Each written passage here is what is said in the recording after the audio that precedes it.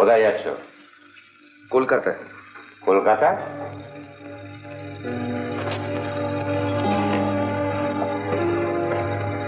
এদিকে এসো।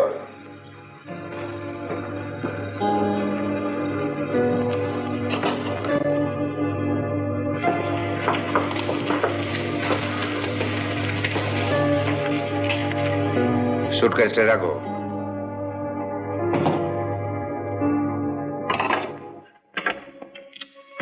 অফিস যাওনি কেন?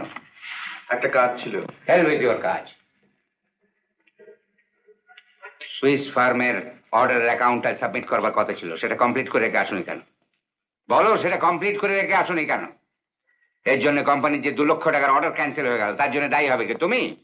ওসব হিসেবপত্র করতে আমার ভালো লাগে না। সেরা ব্যাপারটা কি হয়েছে আমায় বলবে তো? তোমাকে কি বলবো, তুমি এর এক বর্ণ বুঝতে পারবে না। হিসেব করতে ভালো লাগবে কেন?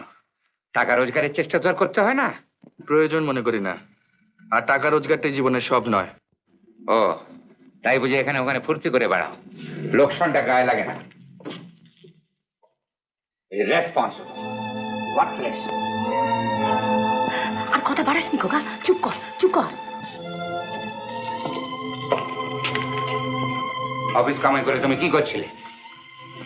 রেকর্ডিং করাচ্ছিলাম। রেকর্ডিং? কিসের রেকর্ডিং? গানের। তুমি গান গাও? হ্যাঁ। স্ট্রেঞ্জ, নিজের কাজ কামাই করে কেউ গান গাইতে পারে এটা আমার জানা ছিল না। তোমাকে আমার ছেলে বলে পরিচয় দিতে লজ্জা হচ্ছে। কি বলছেন আপনি? হ্যাঁ হ্যাঁ, শহরের কয়েকটা নোংরা বাইজিয়া লোফার ছাড়া কেউ গান করে না। গান সম্বন্ধে এই ধারণা আপনার ভুল। ভুল? হ্যাঁ হ্যাঁ ভুল। সারা জীবনটা লোহা লক্করের মধ্যেই কাটিয়ে দিয়েছেন। গান বোঝার মতো মনের অবস্থা আপনার নেই। রিয়েলি? তাই লোহা লক্কড়ওয়ালা মানুষের শেল্টারটি ছেড়ে নিজে কিছু রোজগার করে গান সম্বন্ধে বড় বড় কথা বললে ভালো হয় নাকি?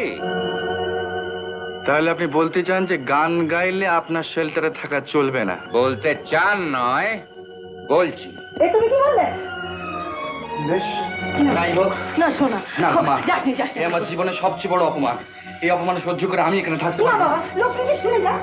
খোকা অমন করে যাসনি, যাসনি, যেতে নেই অমন করে, শুনে যা। লক্ষ্মী, লক্ষ্মী শুনে যাসনি।